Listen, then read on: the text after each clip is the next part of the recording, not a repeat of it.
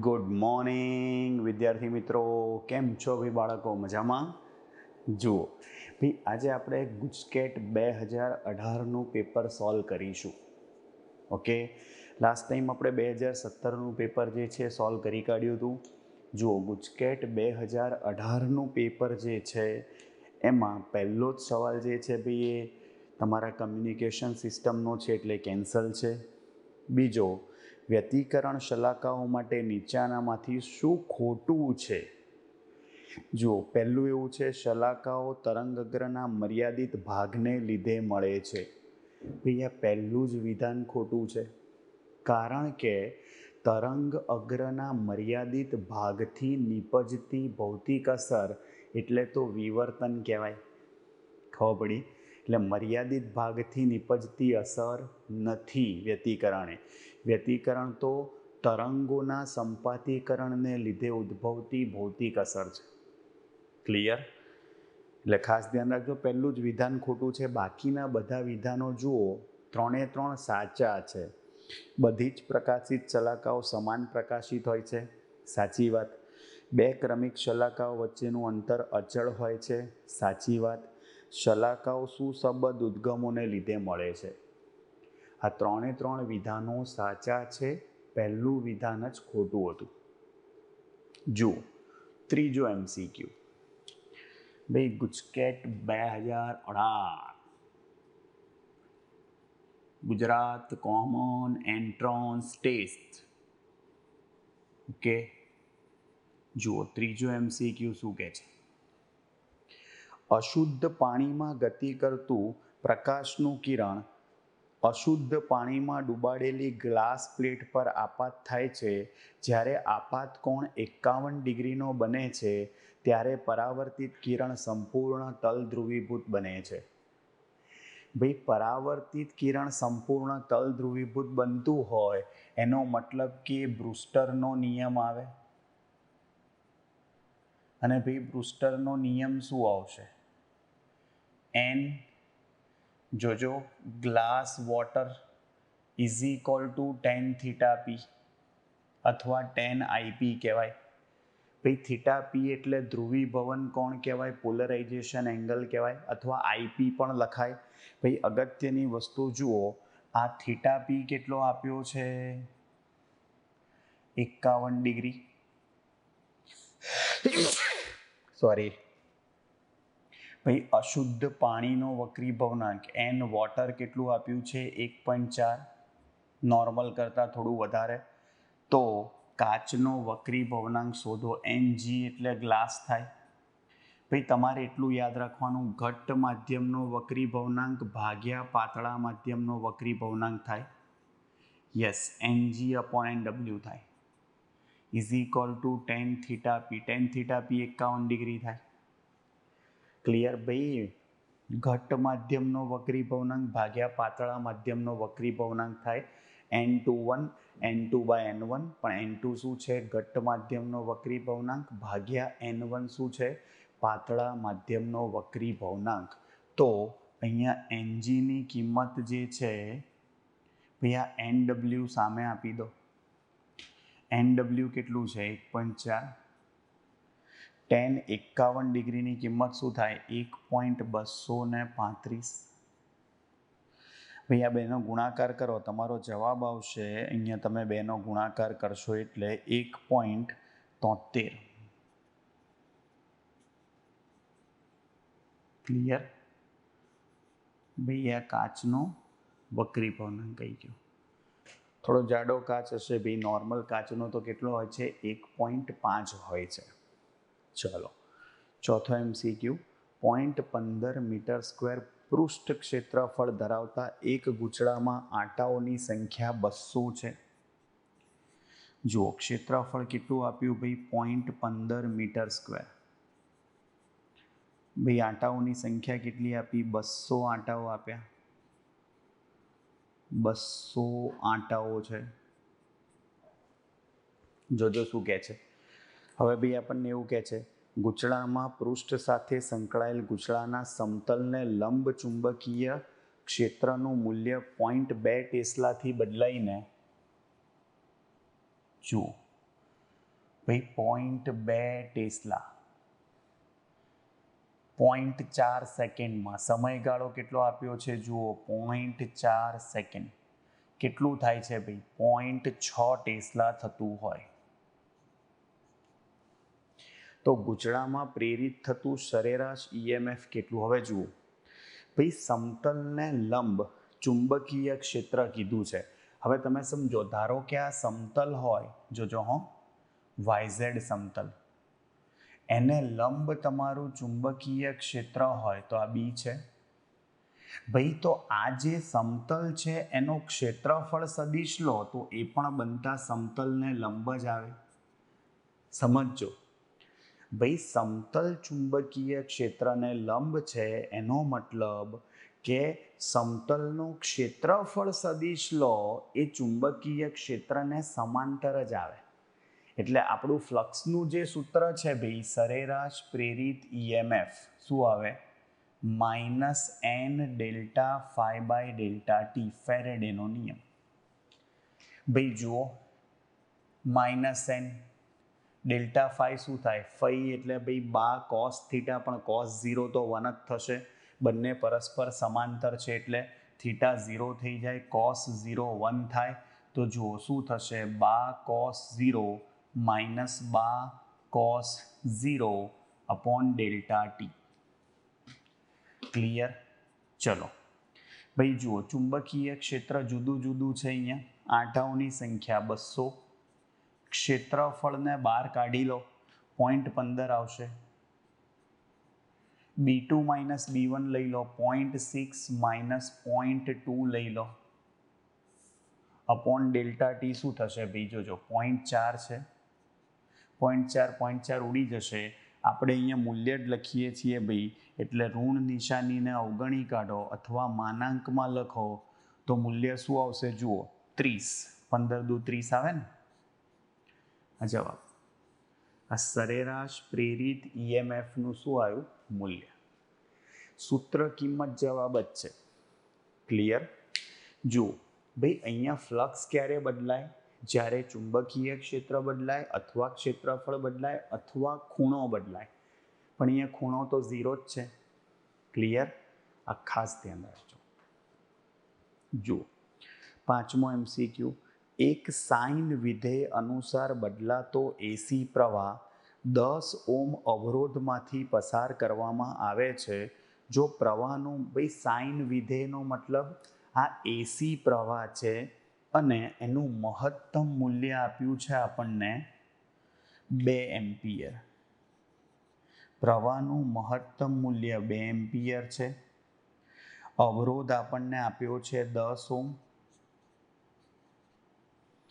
તો અવરોધમાં વ્યય થતો પાવર કેટલો થશે ભાઈ જુઓ ભાઈ વ્યય થતો પાવર હોય તો V = I²R થાય ભાઈ માત્ર અવરોધ ધરાવતો એસી પરિપથ છે એટલે I²R નોર્મલ પ્રવાહમાં આપણે કયો પ્રવાહ લઈએ છીએ RMS પ્રવાહ પણ રકમમાં આપણને શું આપ્યું છે મહત્તમ પ્રવાહ તો P = શું થાય IRMS એટલે Im/√2 નો સ્ક્વેર તો Im²/2 થાય ઇન્ટુ R તો છે જ જુઓ Im નો સ્ક્વેર કેટલો 2 નો વર્ગ ભાગ્યા 2 અને અવરોધ કેટલો છે ભાઈ 10 ઓમ એકવાર 2 ઉડી ગયા 10 દુ 20 ઓમ અરે 20 વોટ પાવર છે ને 20 વોટ આવો જવાબ સિમ્પલ જુઓ એના પછી નીચેનામાંથી કયા ગેટનો આઉટપુટ 1 થશે જુઓ આપણે વારાફરથી બધા શોધતા જવાનું છઠ્ઠો MCQ જુઓ પહેલો જે એ ઓપ્શન છે એ કયો ગેટ છે જોજો આ 1 અને NAND ગેટ આપ્યો છે ભાઈ NAND ગેટનો મતલબ શું પહેલા એન્ડ કરવાનું પછી એનું નોટ કરવાનું આ બંનેનું એન્ડ કરો તો ગુણાકાર થાય 1 × 1 થાય પણ એનું નોટ શું થઈ જશે 0 જુઓ બીજો ઓપ્શન આપણને શું આપ્યો છે તો કે આ 0 છે આ 0 છે આ 0 આ 0 ભાઈ જુઓ એ આ NOR ગેટ છે નોર ગેટનો મતલબ શું થાય? પહેલાં ઓર કરવાનું, ઓર એટલે 0 + 0 0 થાય અને એનું નોટ શું થઈ જાય? 1 થઈ જાય. આવડે? થઈ ગયું. ભાઈ જવાબ એ જ પૂછ્યો છે કે કોનો જવાબ 1 હશે? બરાબર. હા, પણ હું બીજા 2 ખોટા જવાબો બી એકવાર લખી આપું છું તમને. ખબર પડવી જોઈએ તમને કયો ગેટ છે. એટલે જુઓ, 1 છે, આ 0 છે, અને તમને ગેટ જોઈને ખબર પડવી જોઈએ કે આ કયો ગેટ છે. જુઓ, આ એન્ડ ગેટ છે તો જવાબ 0 જ આવે. એન્ડનો મતલબ ગુણાકાર 1 × 0. અને ડી જુઓ શું છે?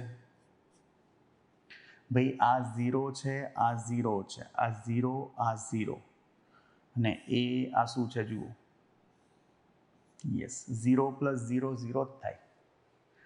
ભાઈ 0 + 0 શું થઈ જશે? 0 જ થઈ જશે. આવડશે? સિમ્પલ છે એકદમ. જુઓ, 7મો MCQ ટ્રાન્ઝિસ્ટર વાળો છે, જે હવે આપણા કોર્સમાં નથી. 8મો MCQ, એક તત્વનો અર્ધ આયુ 10 કલાક છે. અર્ધ આયુ આપ્યો છે 10 કલાક. તો સરેરાશ જીવનકાળ શોધો. ટો બરાબર કેટલું થાય? ભાઈ કલાકમાં જ જવાબ આવશે. ભાઈ જુઓ, સિમ્પલ છે. ટોનું સૂત્ર શું થાય? તો કે ટોનું સૂત્ર થશે 0.693. જોજો, ટો હાફ એટલે શું થાય? 0.693 અપોન લેમડા થાય. ભાઈ 1/λ ને તો ટો કહેવાય, તો 0.693 ટો થશે. ભાઈ આપણે જુઓ, અર્ધાયુ આપ્યો છે, સરેરાશ જીવનકાળ શોધવો છે, તો ટોને કરતા બનાવી દો. ટો હાફ 10 છે અને આ છેદમાં જતું રહે 0.693. કરો ભાઈ ગુણાકાર ભાગાકાર. જુઓ, આપણો જવાબ આવી જશે અહીંયા. ભાઈ અહીંયા આપણો જવાબ આવશે 14.4 કલાક.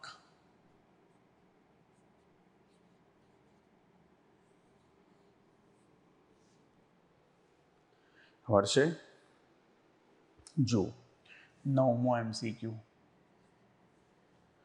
35 કિલો ઇલેક્ટ્રોન વોલ્ટ ઉર્જા ધરાવતા ફોટોનની તરંગ લંબાઈ કેટલી હશે? જુઓ, ઉર્જા કેટલી આપી છે? E બરાબર 35 કિલો ઇલેક્ટ્રોન વોલ્ટ. ચલો ભાઈ, આને જૂલમાં ફેરવવા હોય, કિલો એટલે 10^3 અને ઇલેક્ટ્રોન વોલ્ટ એટલે 1.6 10⁻⁻19 જૂલ થશે. ભાઈ આટલા જૂલ થાય. ભાઈ આ કુલ ઉર્જા લાયા. ભાઈ ફોટોનની તરંગ લંબાઈ શોધવાની છે. જુઓ, તરંગ લંબાઈ આપણને જવાબ એંગસ્ટ્રોમ અને મીટર બંનેમાં આપેલા છે. આપણે લાવી દઈએ. H 6.625 આપ્યું છે, 25 આપ્યું છે, 10⁻34. સીની કિંમત 3 × 10⁸ આપી છે. સિમ્પલ. E બરાબર HF થાય અને આવૃત્તિની જગ્યાએ C/λ લખાય. ભાઈ આવૃત્તિની જગ્યાએ C/λ લખાય તો લેમડાને સૂત્રનો કરતા બનાવો તો HC/E લખાશે. જુઓ, HC/E, આ HC/E માં H કેટલું છે? 6.625 10⁻34. સીની કિંમત 3 × 10⁸ છે, ભાગ્યા ઉર્જા કેટલી થશે? 35 × 10⁻3 1.6 10⁻19. ભાઈ આનું સાદું રૂપ આપીને તમે જવાબ લખો તો 35 10⁻12 આવશે. 35 10⁻12 મીટર આવશે. આવડશે? જુઓ, 10મો MCQ, અવાહક, વાહક અને અર્ધવાહક. અર્ધવાહક છેલ્લે આપ્યું છે, ધ્યાન રાખજો. ભાઈ સૌથી પહેલા શું કીધું છે? જુઓ, અવાહક. તો અવાહક માટે ઉર્જા ગેપ આપેલી છે.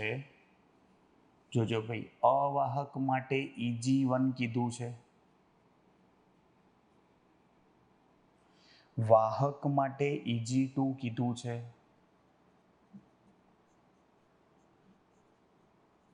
અને છેલ્લે અર્ધવાહક આપ્યું છે એના માટે EG3 કીધું છે. ખબર પડે છે? આ ત્રણેય બેન્ડ ગેપ વચ્ચેનો સંબંધ શું? ભાઈ ત્રણેય બેન્ડ ગેપમાં જુઓ, સૌથી મોટો ઉર્જાનો તફાવત શેમાં હોય? અવાહકમાં. એનાથી નાનો શેમાં હોય? અર્ધવાહક. અને સૌથી નાનો શેમાં હોય? વાહકમાં. ભાઈ તમે આનાથી ઊંધું પણ લખી શકો છો. EG2 less than EG3 less than EG1. આવડશે? પાક્કું? ધ્યાન રાખજો ભાઈ. અહીંયા ઓપ્શનમાં EG1 ગ્રેટર ધેન, ભાઈ જોજો, અવાહક, વાહક અને અર્ધવાહક EG1 EG2. હા, પરફેક્ટ છે. એટલે આપણો જવાબ જે છે બરાબર એ સાચો છે, પરફેક્ટ છે. અવાહક, અર્ધવાહક અને વાહકમાં સૌથી ઓછી ઉર્જા ગેપ હોય. બંને જવાબ લખી શકો તમે. ઓકે, જુઓ 11મો MCQ. જુઓ 11મો MCQ શું કહે છે ભાઈ તમને? સમાન મૂલ્યના 3 વિદ્યુત ભારો આપણને આપ્યા છે. ચોરસના 3 શિરોબિંદુઓ પર મૂક્યા છે. Q1 અને Q2 વચ્ચે લાગતું કુલંબ બળ સમાન મૂલ્યના 3 વિદ્યુત ભારો. જોજો ચોરસ આપ્યું છે ભાઈ, 1, 2, 3 અને 4 નંબર આપી દઈએ. વિદ્યુત ભારો તો સરખા મૂલ્યના છે એટલે Q જ છે, ચોથા પર નથી. શું કહે છે જોજો, Q1 અને Q2 વચ્ચે લાગતું કુલંબ બળ F12 હોય અને Q1 અને Q3 વચ્ચે લાગતું કુલંબ બળ F13 હોય તો F13 અપોન F12 કેટલું? ભાઈ F13 અપોન F12 શોધવાનું છે. જુઓ સિમ્પલ ભાઈ, આ 1 અને 2 વચ્ચેનું અંતર ધારો કે R હોય, R, તો 1 અને 3 વચ્ચેનું અંતર કેટલું થાય? ભૈયા R છે, આ R છે, આ 90 ડિગ્રી થાય તો આ શું થઈ જાય? √2R થાય.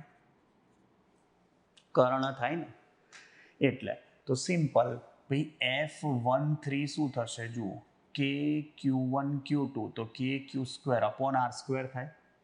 અને R² √2R નો સ્ક્વેર શું થશે? 2R². F12 શું થશે? 12 કે Q1 Q2 તો KQ² જ થાય અપોન શું થઈ જાય? R². તો ભાઈ આપણે F13 અપોન F12 ગુણોત્તર લેવાનો છે. જુઓ KQ²/2R² છેદમાં KQ²/R² લખાય છેદનો છેદ અંશમાં. જુઓ KQ²/R² ઉડી ગયા. તમારો જવાબ શું આવશે? 1/2. હા, F13 અપોન F12 લાયા. ઊંધું પૂછ્યું હોત 12/13 તો 2 જવાબ આવતો. આવડે ભાઈ? જો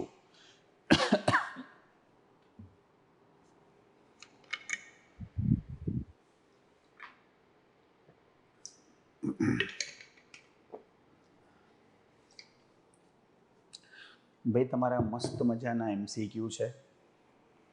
અત્યંત સહેલા MCQ છે ભાઈ, પણ તમને ખબર પડવી જોઈએ કે શું આપ્યું છે અને શું શોધવાનું છે. બધા સૂત્રો તમને ખાલી વ્યવસ્થિત પ્રોપર રીતે આવડવા જોઈએ. ડન? ચાલો જવા દો. જયદીપભાઈ આવી ગયા ભાઈ, પાર્ટી એન્ટ્રી પાડી છે ભાઈ. એમના જમાનાની વાત કરું જ્યારે જયદીપભાઈ કોલેજમાં હતા. હા, જયદીપભાઈ એક આમ છોકરી હોય થોડી ઠીક લાગતી હોય છે, એને જઈને પૂછે છે કે બેન તમારે, અરે બેન તો ના કહેવાય, સોરી, નામ XYZ કંઈ આપણે કોઈનું નામ નહીં લેતા, સમજ્યા તમે? જઈને કહે કે તારો કોઈ બોયફ્રેન્ડ છે? તો કે ના, મારે કોઈ બોયફ્રેન્ડ નથી, છોકરીએ ના પાડી. એટલે જયદીપભાઈ કે એટલે શું વાત કરે છે, કેમ? તો કે બસ હું સારી નહીં લાગતી ને એટલે મારે કોઈ બોયફ્રેન્ડ નહીં. તો જયદીપભાઈ કે તો મારી ગર્લફ્રેન્ડ બનીશ? એટલે પેલી કે ચાલ હેલ્ધી નો થાય સાનો માનો કે એટલી ખરાબ નહીં લાગતી.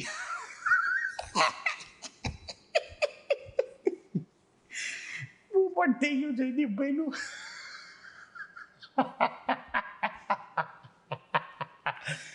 એ પોપટ હોઈ ગયા, સમજો હોઈ ગયા.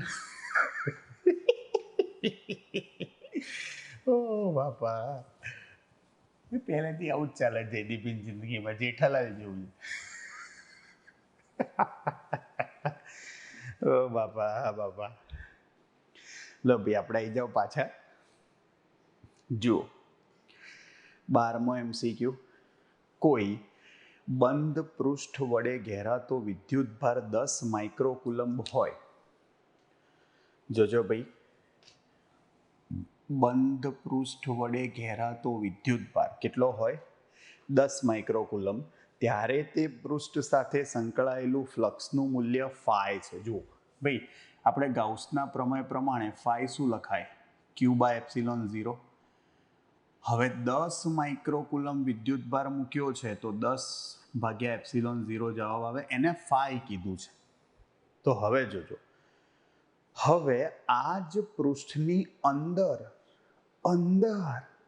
બીજો એક વિદ્યુતભાર 10 માઇક્રોકુલમ દાખલ કરવામાં આવે તો હવે આ પૃષ્ઠ સાથે સંકળાયેલું ફ્લક્સ કેટલું હશે? જુઓ ભાઈ, પૃષ્ઠ છે, પૃષ્ઠની અંદર પહેલા 10 માઇક્રોકુલમ વિદ્યુતભાર હતો, એની અંદર જ બીજો 10 માઇક્રોકુલમ વિદ્યુતભાર મૂક્યો છે તો પ્લસ જ.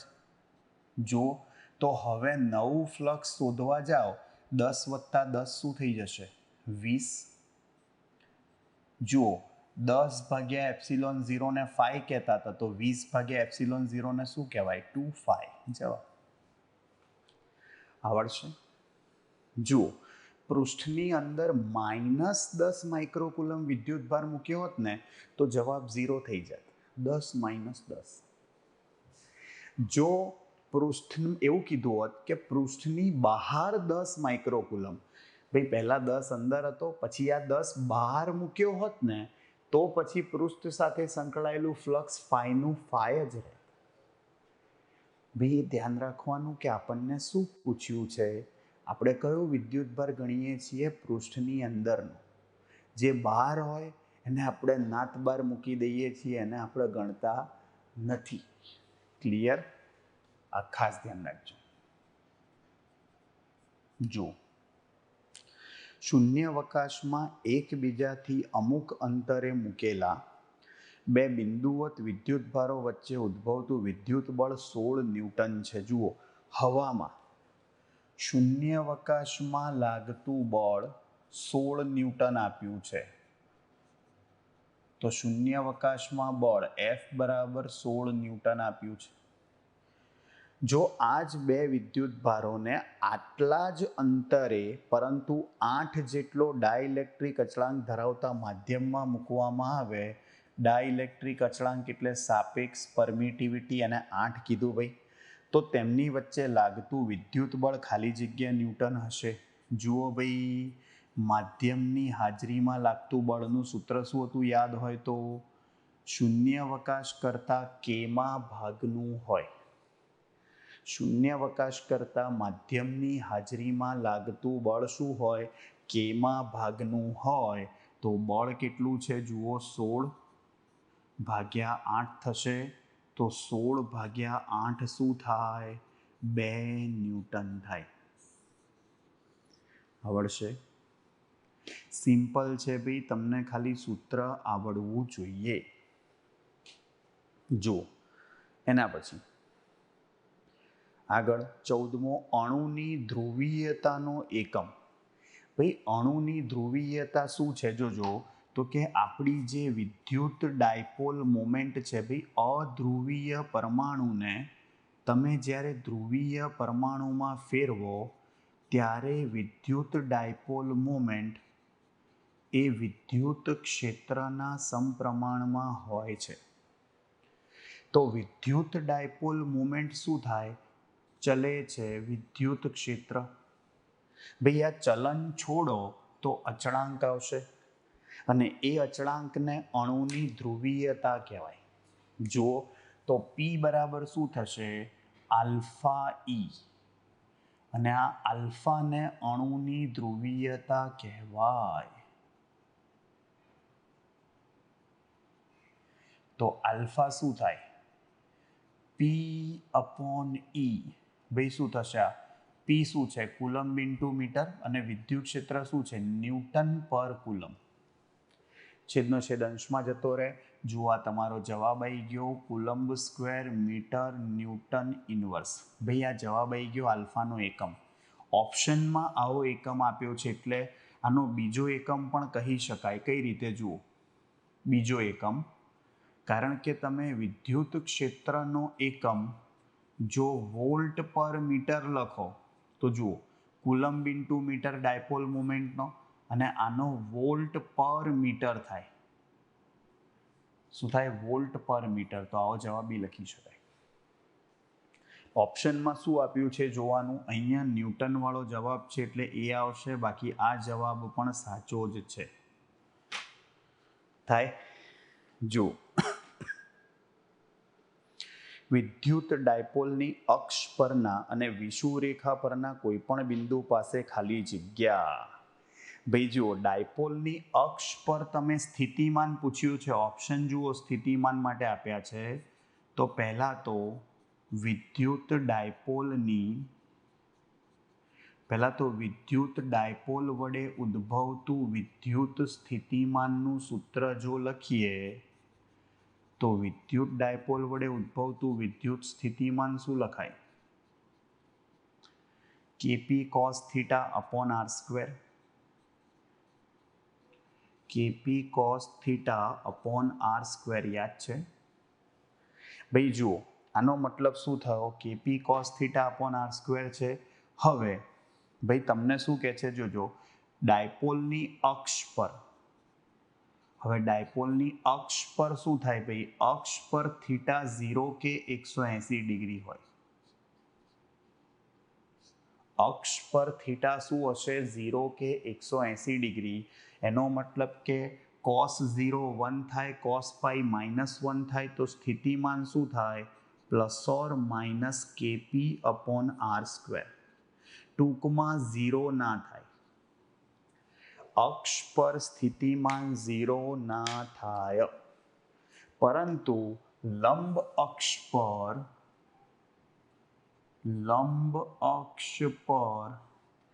ભાઈ થીટા 90 ડિગ્રી થઈ જાય, cos 90 0 થઈ જાય, એટલે સ્થિતિમાન 0 આવી જશે. ક્લિયર?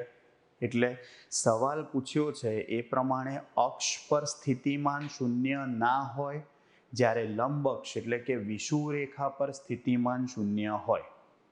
હા, એટલે અહીંયા ઓપ્શનમાં આપ્યું છે એ પ્રમાણે અક્ષ પર v is not equal to 0 અને વિષુવરેખા પર v ઇઝ ઇક્વલ ટુ 0 થશે. થઈ ગયું? જુઓ 16મો MCQ. એક વાહક તારનું તાપમાન વધારવામાં આવે. ભાઈ વાહક તારનું તાપમાન વધારવામાં આવે તો તેની વાહકતા અને અવરોધકતાનો ગુણોત્તર ખાલી જગ્યા. જો વાહકતા અને અવરોધકતા, અને વાહકતા જોજો અવરોધકતાનો વ્યસ્ત છે તો 1/ρ² થઈ જાય. હવે તમે વાહકનું તાપમાન વધારો, વાહકનું તાપમાન વધારતા ભાઈ તમને યાદ હોય તો આપણું સૂત્ર હતું ρ બરાબર અવરોધકતાનું m/ne². હવે તમે તાપમાન વધારો એટલે રિલેક્સેશન સમય ઘટી જાય. રિલેક્સેશન ભાઈ પેલો ઇલેક્ટ્રોનને આરામ કરવાનો સમય જે હતો એ ઘટી જાય, અને એ સમય ઘટી જાય તો અવરોધકતા વધી જાય. વ્યસ્ત પ્રમાણ છે, વધે તો ઘટે ને ઘટે તો વધે, ઊંધું થાય. આનો મતલબ શું થયો ભાઈ? ρ વધશે પણ σ/ρનો ગુણોત્તર 1/ρ² છે, છેદમાં છે, એટલે ગુણોત્તર શું થાય? ઘટે. કારણ કે જુઓ 1/ρ² થયું તો આ ગુણોત્તરમાં શું થશે? ρ વધશે માટે આ ગુણોત્તરમાં શું થશે? ઘટાડો થાય, કારણ કે રો વધે છે.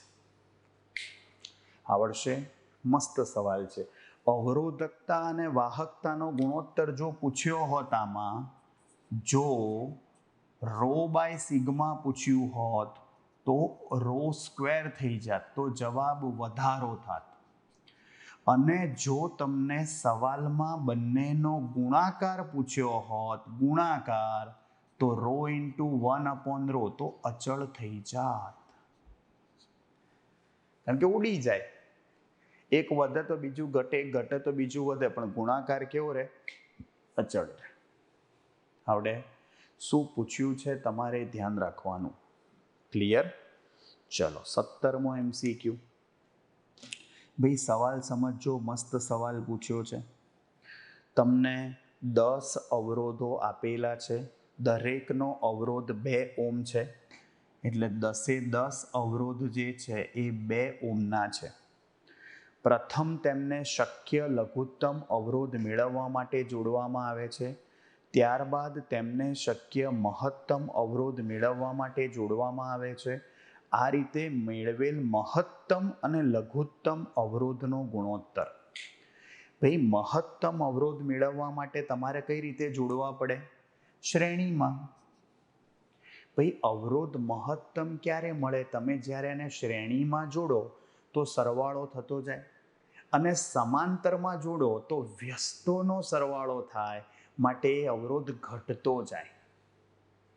શ્રેણી જોડાણમાં સમતુલ્ય અવરોધ મોટામાં મોટા અવરોધ કરતાં મોટો હોય, જ્યારે સમાંતર જોડાણમાં સમતુલ્ય અવરોધ નાનામાં નાના અવરોધ કરતાં નાનો હોય. તો આનો મતલબ શું થયો જુઓ.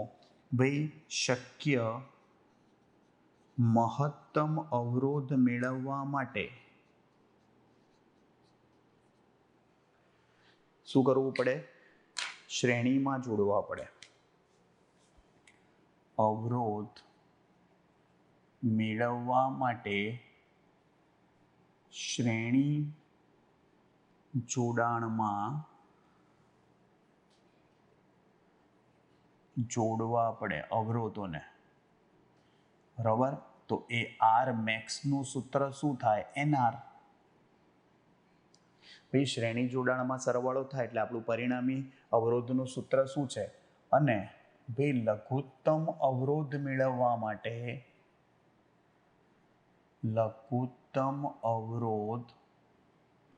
મેળવવા માટે અવરોધોને સમાંતર જોડાણમાં જોડવા પડે. ચલો તો મિનિમમ જે છે ભાઈ આર મિનિમમ શું થશે? R/N થાય. તો R/N થશે, તો એનો મતલબ શું થયો? ભાઈ મેળવેલ મહત્તમ અને લઘુત્તમ અવરોધોનો ગુણોત્તર તમારે શોધવો હોય, પહેલા મહત્તમ છે ધ્યાન રાખવાનું, તો R max upon R min શું થાય? R max કેટલો છે? NR. R min શું છે? R/N. R ઉડી ગયું તો જવાબ N² આવે. મતલબ કેટલા અવરોધો જોડ્યા છે જુઓ. કેટલા અવરોધો? 2 ઓમના હતા. કેટલા ઓમના છે તો કોઈ કામના જ નથી. 10 અવરોધો જોડ્યા છે, તો 10નો વર્ગ શું થશે? 100. એટલે જવાબ તમારો 100/1 આવે અથવા 100 આવે. ક્લિયર? જો તમને આવું પૂછ્યું હોત સવાલમાં કે મિનિમમ, લઘુત્તમ અને મહત્તમનો ગુણોત્તર, તો જવાબ ઊંધો થાત, 1/n² થાત. તો 1/100 જવાબ આવતો. ધ્યાન રાખજો. અને જો ગુણાકાર પૂછ્યો હોત R min into R max, તો NR into R/N થાત. તો NN ઉડી જાત, તો R² જવાબ આવતો. તો કેટલા ઓમનો અવરોધ છે એ જોવાનું. તો 2 ઓમનો અવરોધ હોય તો 2નો વર્ગ શું થાય? 4 થાય. ખાસ ધ્યાન રાખજો. સમજ્યા શું પૂછ્યું છે એ બહુ અગત્યની વસ્તુ છે. ડન. જુઓ 18માં MCQ. ભાઈ મોબિલિટીનું પારિમાણિક સૂત્ર પૂછ્યું છે. મોબિલિટીનું સૂત્ર શું થાય? એકમ વિદ્યુત ક્ષેત્ર દીઠ ડ્રિફ્ટ વેગને શું કહેવાય? એની મોબિલિટી કહેવાય. તો આનું ભાઈ એકમ લખવા જાવ તો શું આવે? વેગનો મીટર પર સેકન્ડ અને આનો ન્યૂટન પર કુલમ. ચલો તો પારિમાણિક સૂત્ર મોબિલિટી મ્યુનું લખવું હોય, મીટર એટલે L1, QIથી A1 T1 થાય, સમય T1 થશે અને ન્યૂટન શું થશે? M1 L1 T -2. ભાઈ આને ઉપર લઈ જાઓ, M-1 L 1 ઉડી ગયા, T ભાઈ જુઓ T1 ઉડી જાય, -2 પર +2 થશે, L0 T2 અને A1. M-1 L0 T2 A1 આવી ગયો ભાઈ આ તમારો જવાબ. ક્લિયર? હા, 18મો MCQ ક્લિયર છે ભાઈ. ચલો 19મો MCQ. 9.1 × 10⁻31 કિલોગ્રામ દળ ધરાવતા, ભાઈ એનો મતલબ આ ઇલેક્ટ્રોનનું દળ છે. કેટલો વિદ્યુતભાર કીધો છે? 1.6 10⁻19 ઇલેક્ટ્રોન છે એટલે ખબર જ છે આપણને. વેગ આપ્યો છે 10⁶ મીટર પર સેકન્ડ. ઇલેક્ટ્રોન ચુંબકીય ક્ષેત્ર ધરાવતા વિસ્તારમાં પ્રવેશે છે જો તેના વર્તુળ માર્ગની ત્રિજ્યા, ભાઈ વર્તુળાકાર માર્ગ આપ્યો છે, 0.2 મીટર ત્રિજ્યા આપી છે, તો ચુંબકીય ક્ષેત્રની તીવ્રતા ખાલી જગ્યા 10⁻, જોજો ભૂલ ના કરતા, સવાલ આવો આપ્યો છે, ખાલી જગ્યા 10⁻5 ટેસ્લા. તો જુઓ ભાઈ વર્તુળાકાર માર્ગની ત્રિજ્યાનું સૂત્ર આવડવું જોઈએ. તો વર્તુળાકાર માર્ગની ત્રિજ્યાનું સૂત્ર શું થાય? R = mv/qb.